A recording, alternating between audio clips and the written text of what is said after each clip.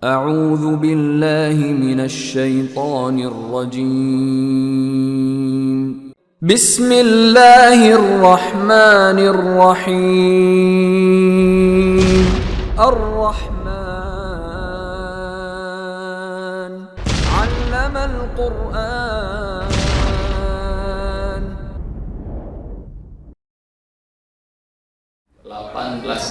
18 tahun yang lalu Anda tidak pernah pakai otak ngafalnya, betul? Dan Ustaz amat yakin sepanjang perjalanan Anda menuju ke sini dari tempat kerja Anda, Ustaz amat yakin tidak seorang pun di ruangan ini sepanjang jalan murojaah, mula-mula hafalan. Ada? Tidak. Dan ikhwatul iman rahmati Allah Subhanahu wa taala, rupanya cara menghafal seperti ini, satu, nggak usah pakai otak, yang kedua permanen selama. Jadi gimana caranya Ustaz? Ngafalnya Pak Bu nggak pakai ini, ya jangan pakai otak, karena ngafal pakai otak banyak hafal banyak sedikit menghafal sedikit tidak menghafal tidak, makanya tidak. Betul nggak? Terlalu banyak orang yang datang ke Ustaz bilang, Ustaz saya nambah hafalan mumet, sudah capek-capek ngafal rupanya lupa lagi, itu ngafal pakai otak. Jadi nggak usah pakai otak aja mendingan. Lalu pakai apa Ustaz yang bisa permanen selamanya itu? Pakai ini Pak, Bu, nih. Segala sesuatu yang menyentuh perasaan, apakah itu sedih seperti peristiwa kematian Lady Di, apakah itu bangga, apakah itu cinta, dendam, sebel, marah, rindu, benci, apapun yang menyentuh perasaan, nggak usah pakai otak, permanen selama-lamanya. Nggak usah 18 tahun seperti Lady Di mati. Miliaran tahun sekalipun Anda pernah dizolimi atau Anda menzolimi manusia di dunia ini, sampai akhirat orang itu atau Anda yang dizolimi akan ngadu di depan Allah. Atadruna manil muflis? Rasul bertanya, tahu nggak kalian siapa yang bangkrut? Al-muflisu fina man laysa lahu dirham wala mata. Orang bangkrut di antara kami ya Rasul, orang yang punya harta, nggak punya benda. Bukan. Al-muflis min ummati. Orang bangkrut dari umatku adalah man ata bis sholatin kada wa kada. Dia rajin sholat, dia rajin puasa, dia rajin haji, dia rajin ibadah macam-macam. Tapi walakin daraba hadza wa safaga dima hadza wa hadza hadza. Tapi kerjanya nyakitin orang, suka mukul, nebar fitnah. Nanti di hari kiamat Allah datengin semua amal kebaikannya.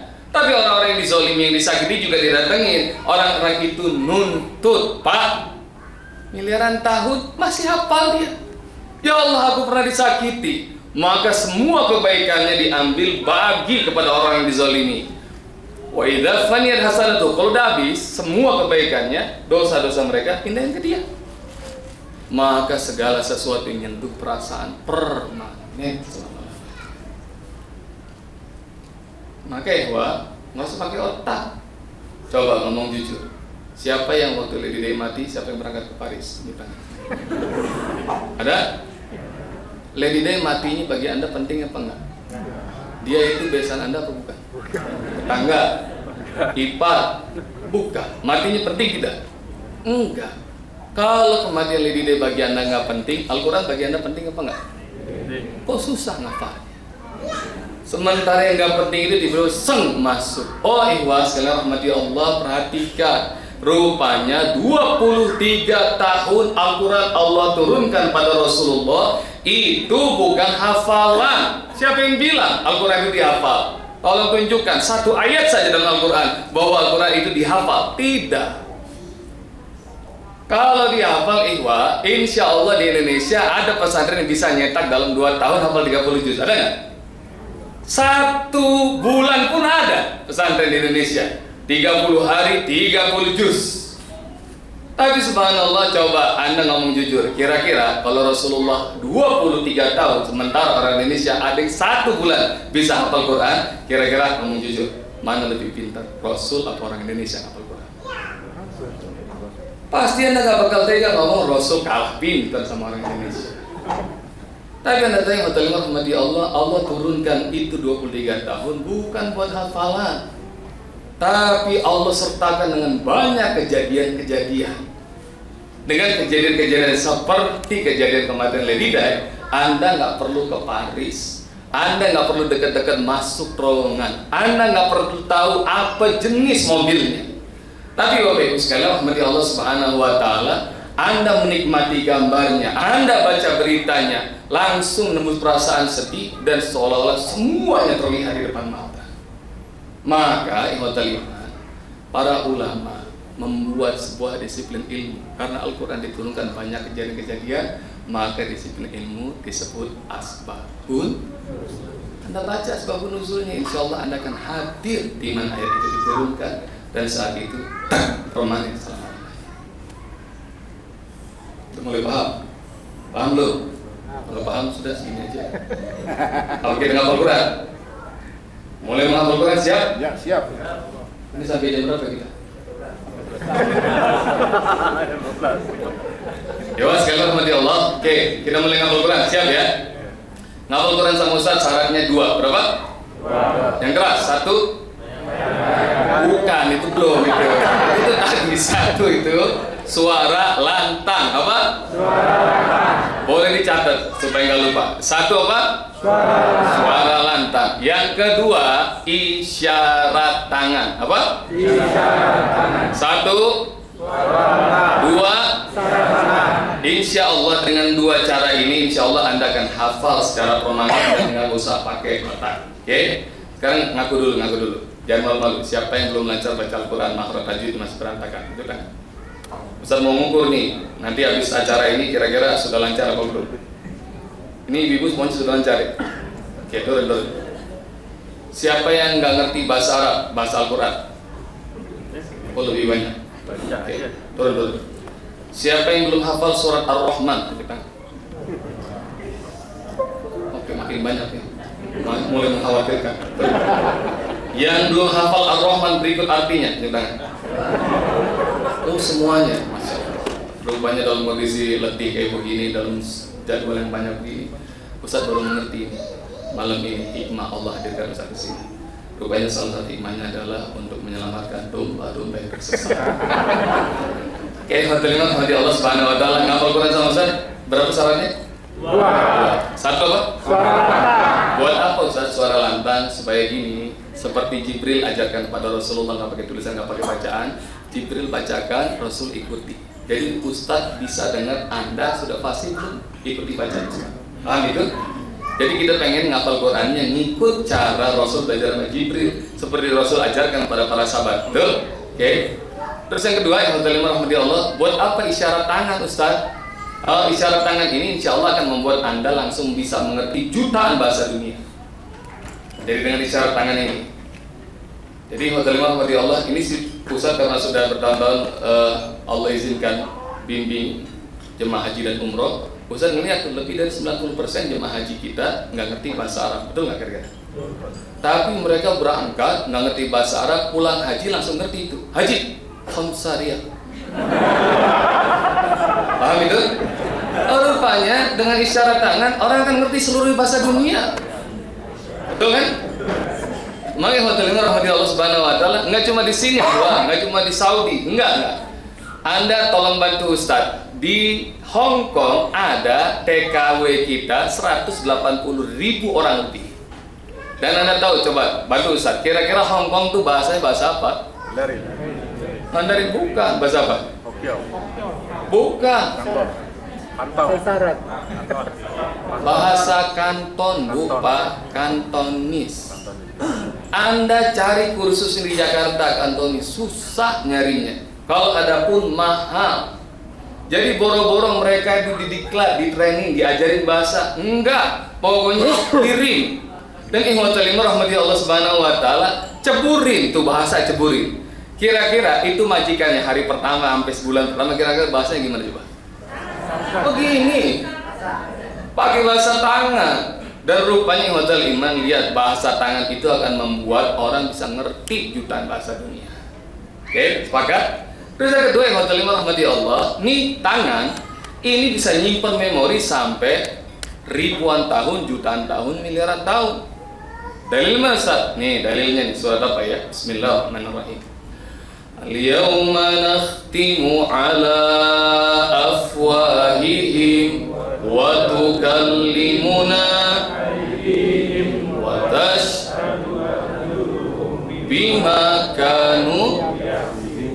Artinya al-yauma, di hari itu, hari kiamat, kata Allah. Hari kiamat boleh jadi hari ini, boleh jadi kalau Allah berkenan minggu depan, boleh jadi ribuan tahun lagi, jutaan tahun lagi. Hanya Allah yang tahu. Rasul pun nggak dikasih tahu, malaikat pun nggak dikasih tahu. Tapi Bu, Pak, hari kiamat itu kata Allah yang hanya Allah tahu waktunya. Allah bilang kami kunci mulut mereka, berbicara pada kami. Perhatikan kata Allah, nih, tangan-tangan mereka bersaksi pada kami, kaki mereka atas apa yang dulu mereka lakukan. Seolah Allah pengen ngasih tahu kepada kita, hei manusia, kamu pengen tahu nggak tempat nyimpan memori paling dahsyat di mana? Di otak. Bukan, kata Allah. Laptop, bukan. Handphone, bukan. Di mana ya Allah? Server, bukan. Di mana ya Allah tempat nyimpan memori paling dahsyat? Allah bilang, nih perhatikan.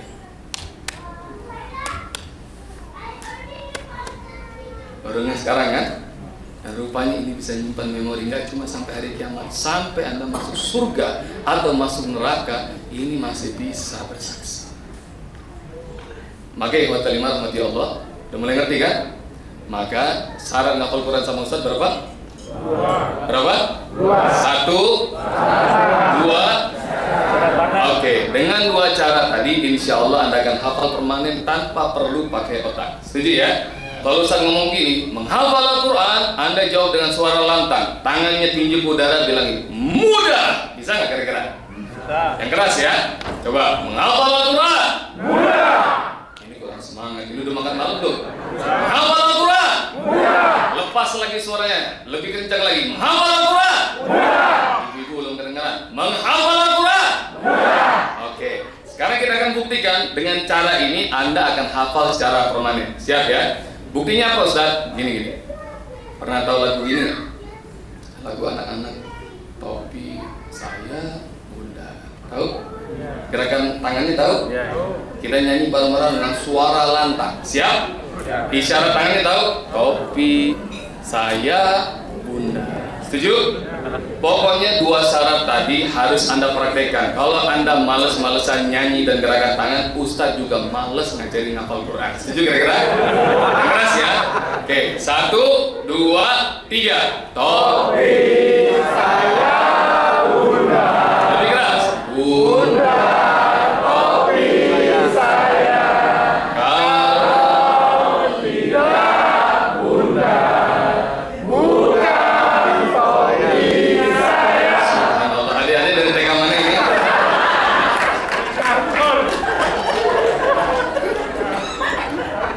waktu Anda kecil dulu, Ustaz Ahmad yakin guru Anda atau orang tua Anda nggak pernah mengatakan, nah ada lagu bagus, hafalkan yuk. Tidak perlu ada proses menghafal. Betul nggak kira-kira? Betul? Terus yang kedua, siapa di antara Anda yang dari rumah ke sini nyanyi lagu itu sepanjang jalan? Ada? Saya berani, amat yakin Ustaz akan mengatakan bahwa mungkin ada orang di ruangan ini sudah puluhan tahun nggak pernah nyanyi lagu itu. Betul? Tapi rupanya kalau hati senang, suaranya lepas, tangannya bergerak-gerak, permanen nggak kira-kira? Permanen. Setuju? Maka kita akan mulai menghafal dengan cara itu. Setuju ya? Oke, kita ngapal suara Ar-Rahman. Yuk, dengan ta'awuz dan basmalah yang keras. A'udzu billahi. Suaranya lepas.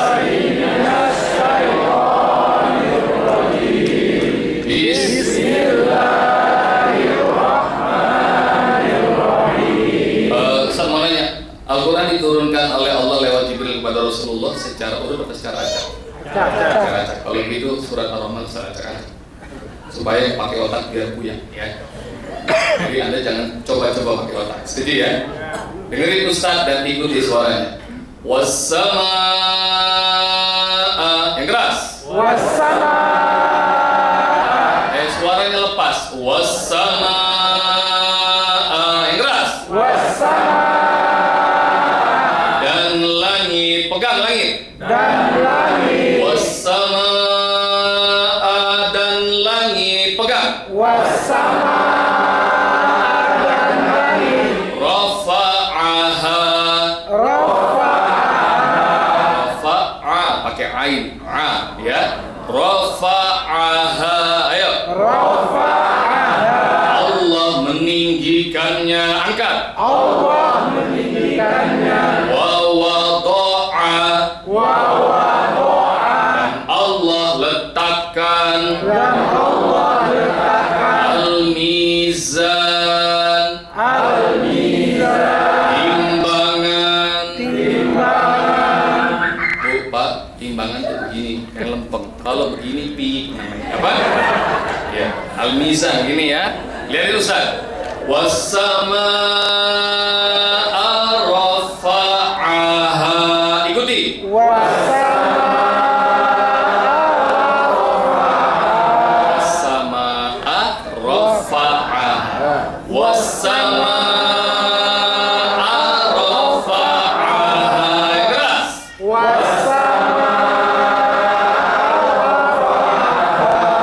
wada'al mizan. Was-samaa'a rafa'aha. Yang keras.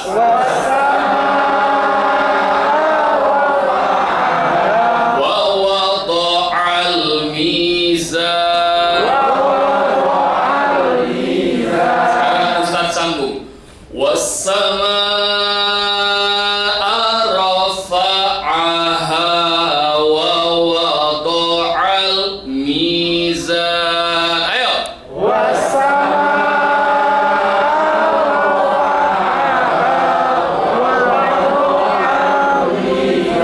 Tambah keras. Wa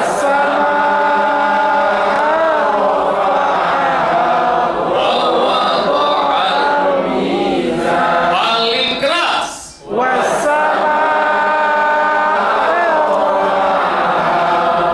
wada'al mizan. Was-samaa'a artinya, tangannya gerakin. Was-samaa'a artinya apa? Was-sama artinya apa?